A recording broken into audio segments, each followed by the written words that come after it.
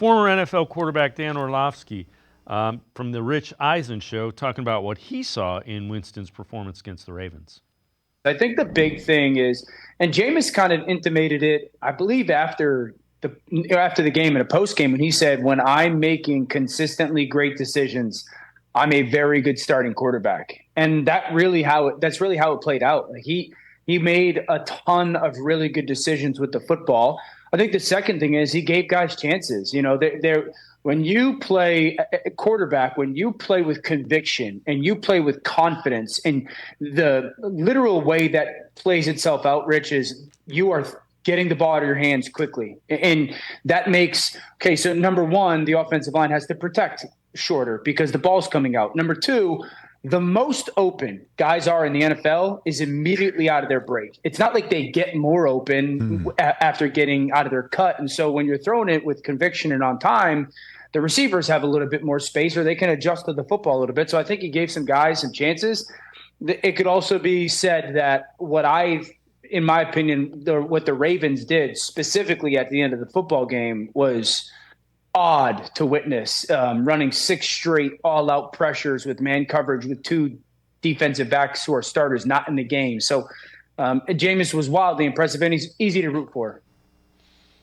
And Casey, you know, the two things about, you know, conviction and that's what's been missing. That's, if you want me to tell you what I wanted to see from Deshaun Watson that I didn't, those two things, confidence and conviction in what he's doing.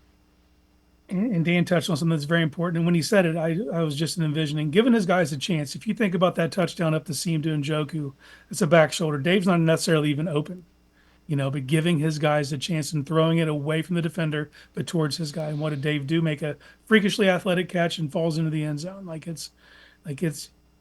We knew the playmakers were there. We just they weren't given the opportunities to make these kind of plays, you know, and you're getting to see it come to fruition.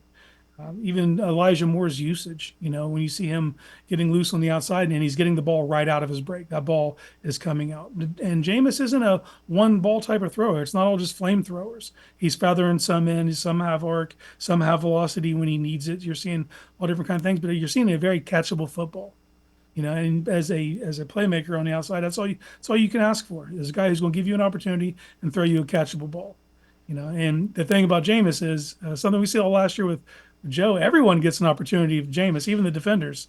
You know, so there's going to be plays made. Yeah. It's never going to be boring, but he's never going to shy away, and he's living play to play.